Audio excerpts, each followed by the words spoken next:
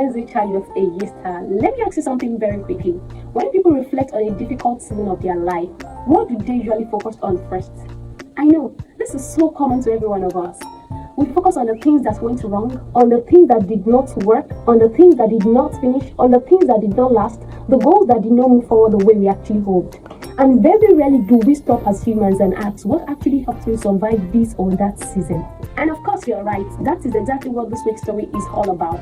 And that is what the story challenges us to think about. On Monday, we followed Hira again, and she went back to reflect on the first quarter, but this time with curiosity instead of criticism. And something interesting happened. She began to notice that even though the quarter felt messy, some things had quietly been working. Sunday planning routine helped her reset every week, started each day with one difficult task, kept her from procrastinating completely. Our weekly reflection kept her aware instead of drifting through the month without direction. This habit did not make the quarter perfect, but it kept everything from falling apart.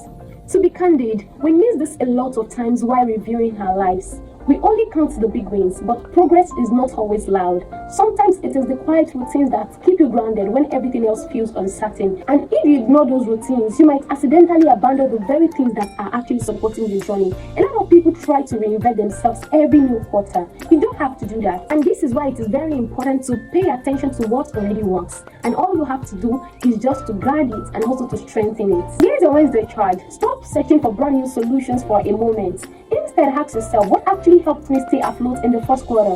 What routines gave you stability? What habits helped you move forward? Even though slowly, what decisions protected your time or your energy? Before the week rolls to an end, make out some time and write down 3 important things.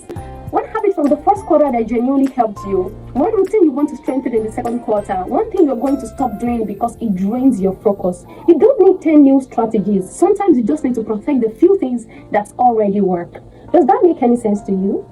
So yes, carry that awareness with you for the rest of the week. And remember, progress is not always about adding more. Sometimes it's about recognizing and strengthening what's already supporting your journey. So I will see you again next week on Wednesday Charge with Eyistar.